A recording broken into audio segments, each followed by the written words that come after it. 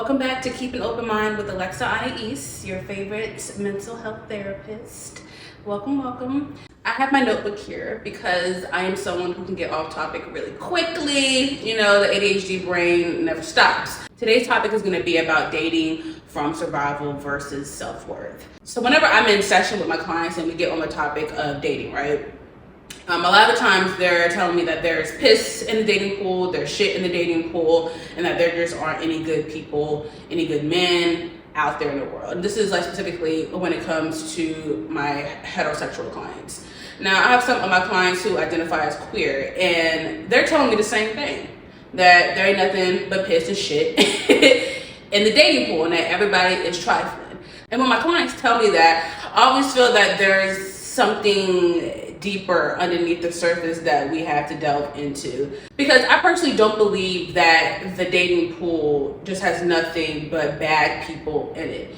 Yes, do I believe that there are a lot of people out there who are dating who aren't being intentional, who are just dating for the plot? But sometimes I feel like there has to be some ownership there in how we're choosing or how we're deciding to date. So I wanted to delve into just the concept of dating from survival versus dating from self-worth, because those are obviously two different things. And I find that a lot of the times people are dating from survival, and this includes myself. In the past, I definitely was dating from survival, but through my own therapy journey, realized that I need to start dating from self-worth. Because for one, if I'm only dating out of survival, then of course I'm going to get the bottom of the barrel person, and I'm not going to get the person that I actually deserve and who actually deserves me. All right, so let me get out my handy dandy notes because I'm trying to stay on topic.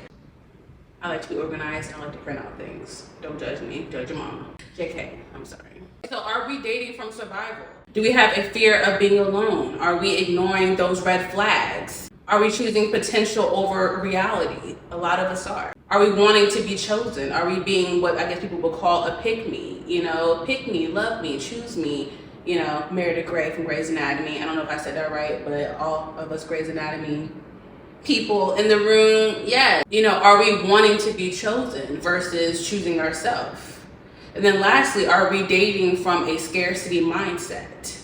So when you're out there in the dating world and you are dating from a fear of being alone, that is the worst foundation to start on. You have to ask yourselves, am I out here in the dating world dating these different people because I'm afraid of being with myself? I'm afraid of waiting for the right one, and we're just putting anybody in there as a placeholder. You're able to identify that you are dating because you have a fear of being alone. I want you to ask yourself, why is that? What is that coming from? And a lot of the times, what I've noticed is it stems from something in our childhood, whether we've dealt with abandonment, whether we've dealt with rejection, whether we've felt that the only way that we've received any type of love if it's been from someone who's been a romantic partner. It could be we're chasing something that we've never experienced on our own. And so I want you to really sit with that, because once you're able to identify that, then you can start to actually date differently and actually lean into the discomfort of being alone versus just putting yourself next to someone because it fills some type of a void. I know for me, back when I was dating, I'm currently engaged to my fiance. Been together going on 6 years now. And I would tell you, before I got into this relationship, I was very much out there just dating for the plot. Like, I just wanted to be with someone. I just wanted to be loved because of just my own circumstances growing up in a single parent household, a broken home, just wanting and desiring that affection and that love from a man, essentially. And I was very much boy crazy, from middle school on up. Honestly, I can remember my first crush and just loving him from elementary school, but it really got more intense after my parents separated and divorced. It's like I needed to feel like I had someone who, again, chose me. And so I did that all the way up until my early mid-20s. And then there was a shift for me. And what actually helped me to get to that point to where I was willing and able to make a change in how I was dating was going to therapy. honestly. I was with my therapist for 3 years, and I was ending a relationship. I started therapy after a breakup, and so I was in therapy for 3 years with this one therapist, and I was dating in the midst of that. And I would always say, yes, I'm fine with being alone, I'm gonna be alone, I'm not gonna date. Then literally the next session I come in and I'm talking about this new guy that I'm talking to, and that he's this unicorn, that he's this and that he's that. And she would call me out on it because she's like, Alexa, didn't we just say in the last session that we weren't gonna be dating, that we were gonna spend time with ourselves and have to take time to heal? Yeah, we did. Okay, cool. And then later on in that process, ended up dating somebody, ended up living with someone, and it was only after, a few months. And we weren't even technically together even when we moved in together. We weren't even technically a couple. Wasn't until after we moved in together that we became a couple. And I'm sitting there like, what the heck am I actually doing? But again, I was just someone who I got out of a long-term relationship with someone who I thought I was going to marry. And so I was just I was out there dating, trying to live my life and do my thing. And as everyone says, you have to have that phase out there dipping and doing it and all that stuff. And that's what I was doing. I was trying to have fun, but I was also trying to be someone that I wasn't, because I'm very much someone who likes monogamy. I like being in a relationship. I like just having one person. So although in the beginning of my dating experience, when I first became single, I was like 22, 23 after a long-term relationship, I realized quickly into dating that it was going to take some time for me to actually find my person. And it's funny because my pops, my stepdad, he told me when I became single, I'm just sitting there thinking I'm gonna go out and just like find my husband. The next guy I date is gonna be my husband. And he was like, the type of woman that you are, the caliber of woman that you are, it's going to take time for you to find your person, because not every man is going to be able to provide and be what you need. And when I say provide, I don't mean just financially. I mean like provision. Provision, there's a lot of things under that umbrella. Right? Not only like financially, but provide that emotional support, be my equal in every sense of the word, be able to actually show up for me. When he told me that, I was like, yeah, no, that's not gonna happen. Like what? Like the dating pool can't be that bad. No, it was in fact that bad, but I also was coming from a very unhealed place. I was coming from a scarcity mindset. I was coming from a place where I was looking at the red flags and seeing them as green, or I was seeing the red flags, but I was just straight up ignoring them and just only seeing, or I was seeing the red flags, but I was just straight up ignoring them and taking any breadcrumbs that anyone would give me. I was very much someone who thought that I had to fix, or I had to yearn, or I had to work for someone's affection and someone's love. That kind of gave me this like dopamine rush. It was chaos, but I fed off of it. It did something for me. And when I was able to recognize that I enjoyed the chaos, that it made me feel more connected to the person, then I realized how detrimental that has been to me all this time, because that's the only thing that I've ever experienced when it's come to dating. And when it comes to love, is the chaos of it all, the chase of it all, break up to make up type of situation. There came a point in the last relationship before my current one with my fiance where I just had a breaking point, and I was just like, I can't do this anymore. Like, I'm in a relationship, we don't actually love each other. It was a relationship of convenience for both, in my opinion. And I just realized I need to get the heck up out of here. And so I did what I had to do. I moved out, I went and lived on my own. I enjoyed my singleness, and I finished grad school, and I stayed in therapy, and I did all the things. Then I started to date again, right? And this was a test for me. I knew it was a test because I was dating two people, and one of them was my now fiance and this other guy. And I will say this, date multiple people. It's okay to date multiple people. It's okay not to put all your eggs in one basket, but that has to be communicated with the people that you're dating, because it's not fair to them if they're being intentional and they think that you're the only one, but you're not actually telling them that you're dating other people. So yeah, I was like, I have dated just one person at a time, and I always ended up just putting all my eggs in one basket, and it has not gone the best way. So let me date. Let me actually be intentional. And so I was dating 2 guys, right? And one was typically what I would go for as far as just, the chaos, the, playing games, what are we actually doing here? He just thought his shit didn't stink. And I was just like, okay, this is what I would typically go for. This is, the chase, the chaos that would typically intrigue me. And then I have this other guy who's really calm, intentional. He knows what he wants. He has his life together. He sees the value in me. He is letting me know and communicating his intentions with me and what he desires from me. And I was like, okay. And I'm not gonna lie to you, it was very uncomfortable for me in the beginning, because I'm like, so I don't have to do anything? Like, I'm just here. I don't actually have to work for this. Like, okay, God, I hear you. So what am I going to do? So I would say this, and what let me know that I was moving along in my healing journey and I actually have learned something and I'm applying it, is I let that other guy go before I even met the other guy, who again is my now fiance. I was like, I know he's not it, so I'm not gonna hold on to him just to have someone until I meet this guy. Because this other guy may not be it either, but I'd rather be alone and figuring it out than be locked in with someone who actually isn't for me and who will actually be keeping me in the same space that I've been in.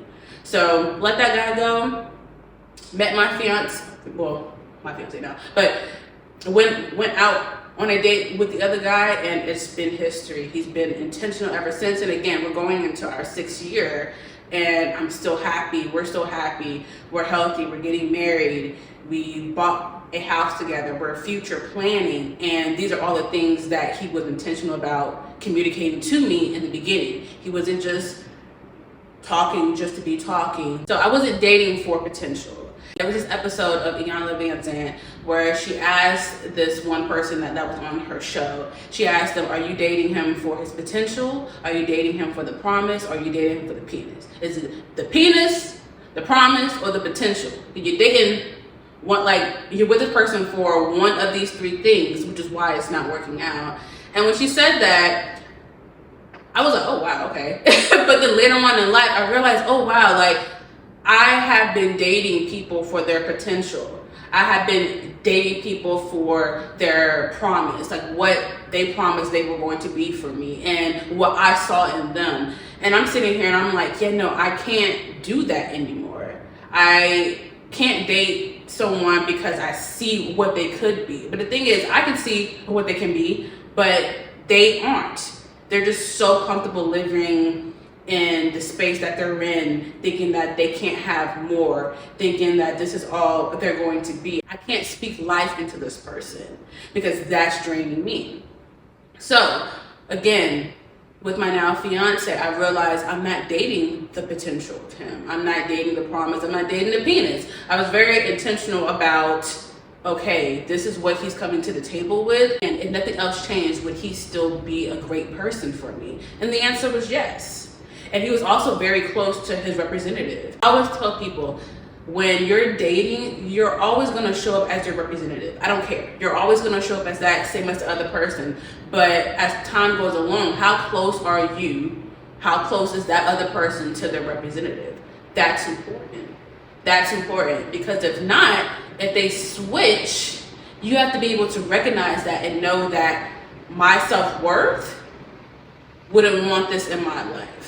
Who I am now, who I'm meant to be, is not meant to be with this person. Remember, are we dating the promise, the potential, or the penis? And again, that's, that could be switched around because I very much love my queer community. So please change that to fit your own narrative. But again, make sure that you are being intentional and deliberate in how you're moving in these dating spaces.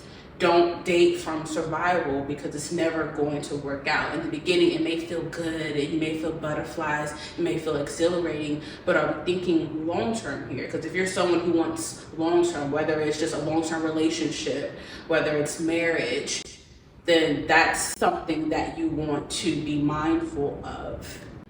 So when you're dating from self-worth, these are the important things to keep in mind, okay? Listen closely. These are the important things to keep in mind. Making sure you're choosing from alignment. Making sure that you have clear standards. Making sure that you're looking at consistency over chemistry. Very different. Two different things. Consistency versus chemistry. Two different things, okay? Knowing that you can walk away. You are not stuck. You always have choices. You always have options. You have free will. Utilize it. Utilize it. And lastly, don't abandon self. A lot of the times we abandon ourselves when it comes to dating or when it comes to relationships. It's important to have your own identity outside of the other person, because that is where discernment comes from. That is where your intuition speaks to you, your divine self. You have to always be yourself. So what do I mean when I say choosing alignment? At the very least, does this person want marriage? Do they not want marriage? If you're someone who wants to be married, please don't date someone who tells you that they do not want to be married. Don't do that, thinking that they're going to change their mind because you're just so dope. You can be such a dope person and they still won't desire marriage or want marriage.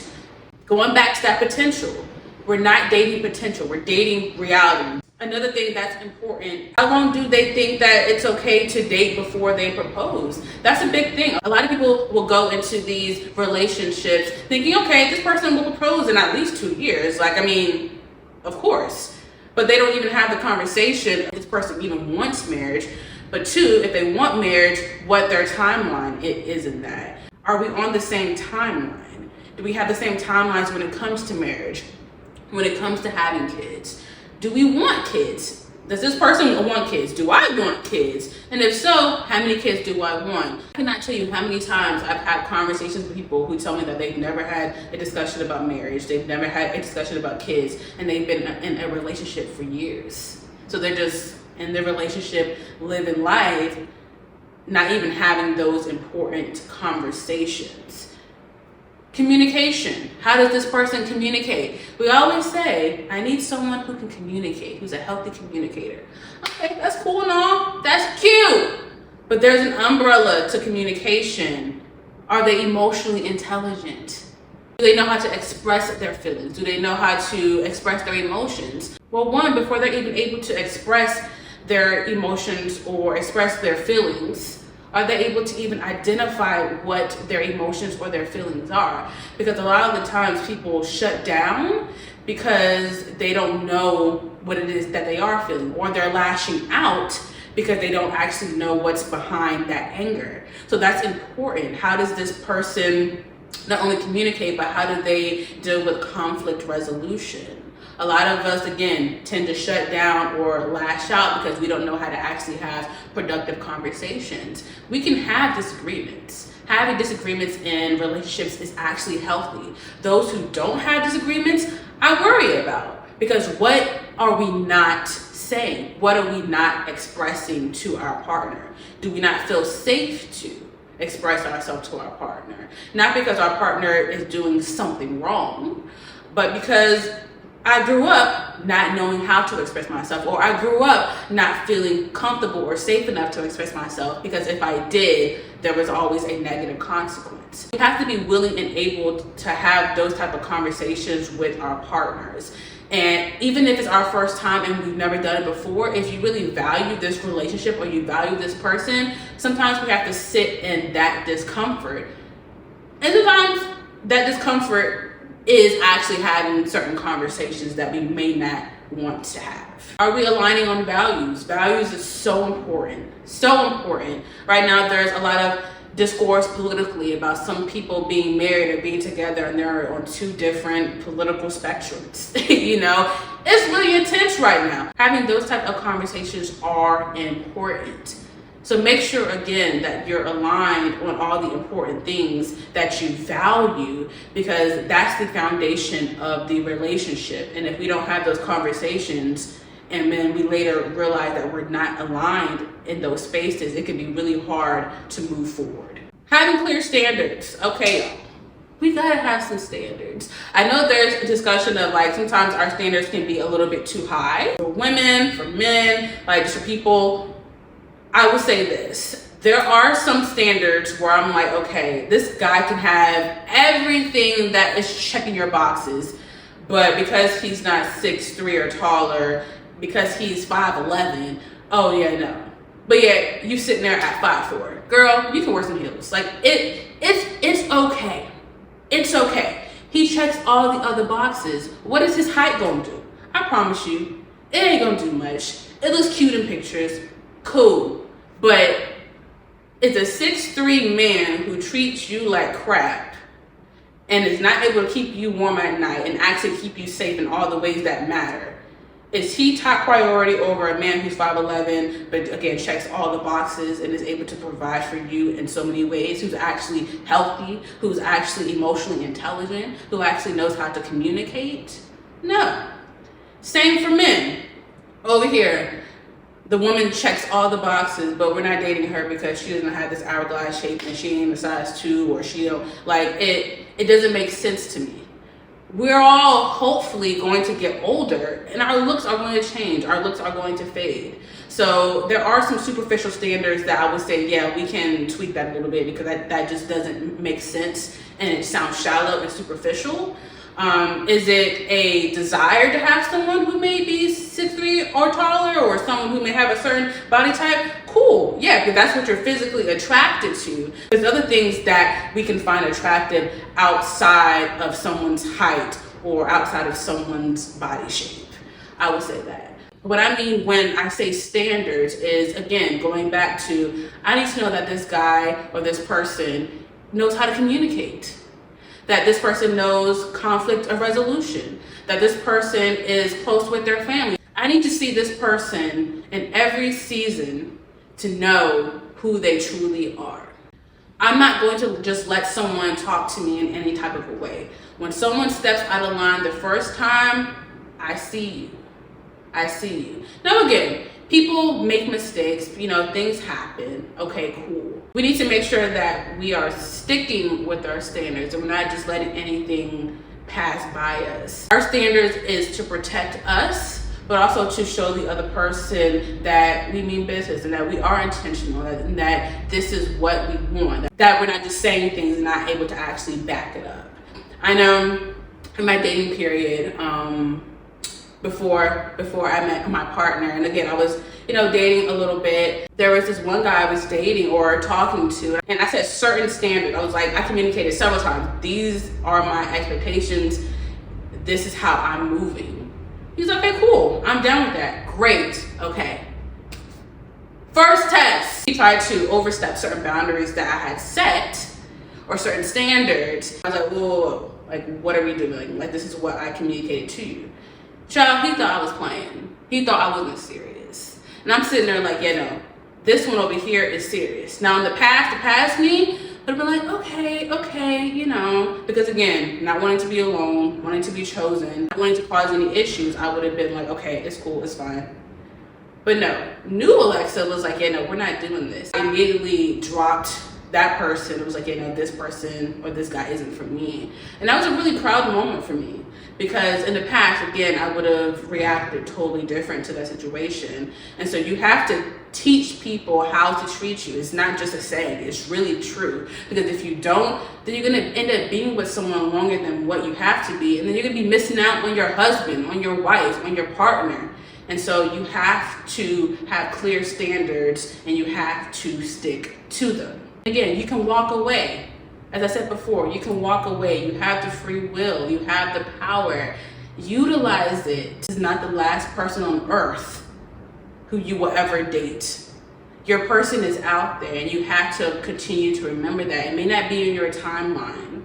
It may be the unknown. A lot of people get uncomfortable when things are unknown, when they don't have control over a situation. And so in order to exert some type of control, we end up staying in situations that aren't the best situation for us. But it's like, I'm choosing this situation. I'm choosing this person. I know what's here. I don't know what's out there.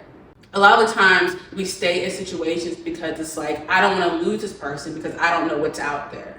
I don't like the unknown. I know what's here. I know what I have. I know what I desire, but what if what I desire isn't on the other end of me leaving this person alone, of me backing out of a relationship, of me making a choice to choose myself? Again, going back to that scarcity mindset of there's no one out there for me. No, there's someone out there for you, but you done spent a year with this person. Your partner probably, your life partner, your husband, your wife probably done walk past you and you don't know it because you with this knucklehead. Come on. I'm speaking truth. Don't hate me. What are we doing? Consistency over chemistry. We can have chemistry. We can have a vibe with somebody. I tell people this all the time, okay? Man, someone will make you think that they are in love with you because the vibe is on and popping, all right? We cannot date a vibe. Dating a vibe is not going to get us anywhere. Dating a vibe can bring some short-term, satisfaction, but dating a vibe is not going to give us that long-term commitment that we are looking for. We need consistency. Is this person actually showing up for us? Is there action behind what they're saying? A lot of times things stop before any actions are even able to back up what they're saying. Because again, we can be on the phone telling anybody anything. That doesn't cost us anything. We can be in the bed, rubbing our feet, saying anything. But when we actually have to put actions behind our words, that's when the true test is there. And then with those actions, is it consistent? Are you consistently showing up? Because we can show up one time and think we've done our bid and we're good. No, you can't stop showing up because you want to. You can't stop showing up because now you have the prize. Now you have the person. Let's talk about it because that's also another thing. People will chase, get the person, and then now we set them down. Okay, I'm good. On to the next thing. I don't really need my attention like that. No. Again, even if that happens to you, that doesn't mean, okay, well, I'm in it now, so I guess I just gotta thug it out. No, free will. You can leave that situation. They're not appreciating you. Always choose yourself. Especially if you're not being valued. You have to be valued and you have to know your value. You have to know your self-worth. I want you to truly ask yourself, when you're dating, or even if you're with someone right now, ask yourself, do I actually like this person or do I just like feeling wanted? Again, two different things. Can I see myself with this person 5 years, 10 years, 15 years, 20 years from now? Or are they just right here in the moment filling a void? I want you to remember that you don't have to suffer to be loved. You don't have to be in a struggle love. It can be gentle, it can be exciting, it can be warm, it can be a breath of fresh air. You don't have to dig yourself out of the pits of hell to be with somebody, to feel like you're deserving of this person, to feel like you're deserving of love. You come into this world being deserving of love. Who told you no? Who told you that you aren't deserving of love? Slap that person. Not literally. I don't condone violence, but let that person go. Get that person out of your mind. They aren't important. You are deserving of love. You are deserving of a soft love.